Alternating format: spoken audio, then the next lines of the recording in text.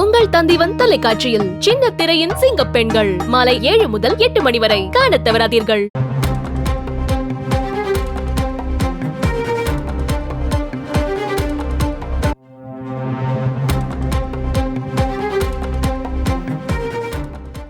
வயநாட்டில் நிலச்சரிவால் பாதிக்கப்பட்ட பகுதிகளை ஹெலிகாப்டரில் இருந்தவாறு பார்வையிட்டு வருகிறார் பிரதமர் நரேந்திர மோடி. அது தொடர்பான காட்சிகளை நம்மால் பார்க்க முடிகிறது.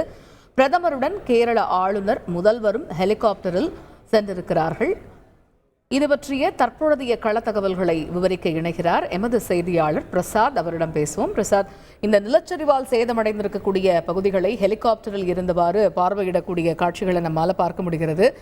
அவருக்கு இந்த சேத விவரங்கள், இந்த பகுதிகள் பற்றிய தகவல்கள் உள்ளிட்ட பல்வேறு விஷயங்களும் விவரிக்கப்படுவதையும் நம்மால் புரிந்து கொள்ள முடிகிறது. அடுத்த கட்டமாக எந்தெந்த பகுதிகளுக்கு நேரில் செல்ல இருக்கிறார் பிரதமர்? அதாவது டெல்லியில் இருந்து கண்ணூருக்கு தனி விமானத்தில் வந்திறங்கிய பிரதமர் அங்கிருந்து ஹெலிகாப்டர் மூலமாக, அதாவது விமானப்படையினுடைய NI-17 என்கின்ற ஹெலிகாப்டரில் அங்கிருந்து கல்பற்றாவுக்கு வந்தடைந்தார். கல்பற்றாவில் இருந்து அந்த கல்பற்றா பகுதியை ஒட்டி இருக்கின்ற வயநாட்டினுடைய அந்த நிலச்சரிவு ஏற்பட்ட முண்டக்கை, அதே போன்று குஞ்சிரி மட்டம், சூரல்மலை ஆகிய பகுதிகளை வான் வழியாக ஹெலிகாப்டரில் இருந்தே அந்த பகுதிகளை பார்வையிட்டார்.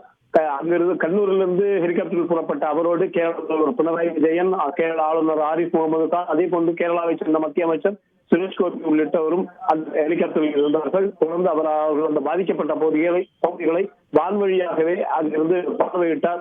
அதோடு அவருக்கு வழங்கப்பட்ட டேப்லெட்டில் அது தொடர்பான அந்த விவரங்களும் படங்கள் அடங்கிய விவரங்களும் வழங்கப்பட்டிருந்தது. அதிகாரியால் அது குறித்த பாதிப்பு சம்பந்தமான விவரங்கள் அவருக்கு விளக்கப்பட்டது.